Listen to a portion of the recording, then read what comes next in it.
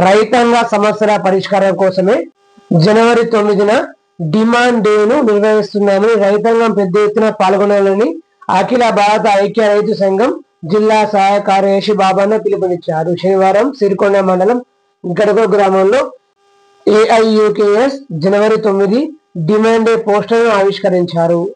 మండల నాయకులు నారాగౌడ్, లింబన్న, కిషోర్ తదితరులు పాల్గొన్నారు.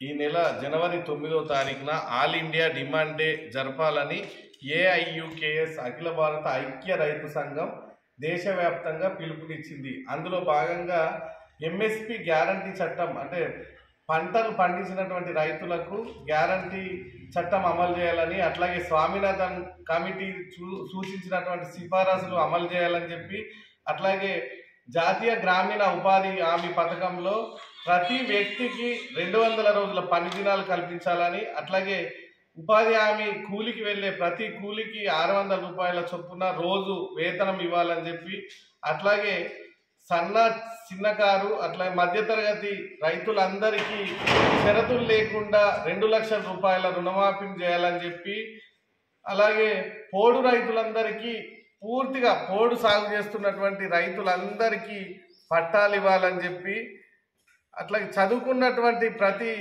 అంటే దానికి అర్హులైనటువంటి ప్రతి వ్యక్తికి ఉద్యోగాలు కల్పించాలి,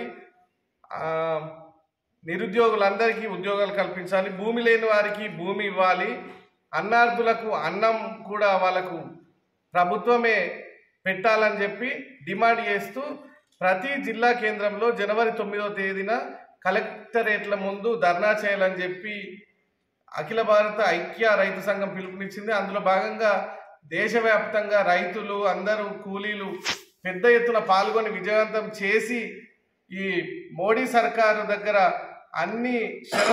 మన డిమాండ్లన్నీ సాధిద్దామని తెలియజేస్తున్నాం.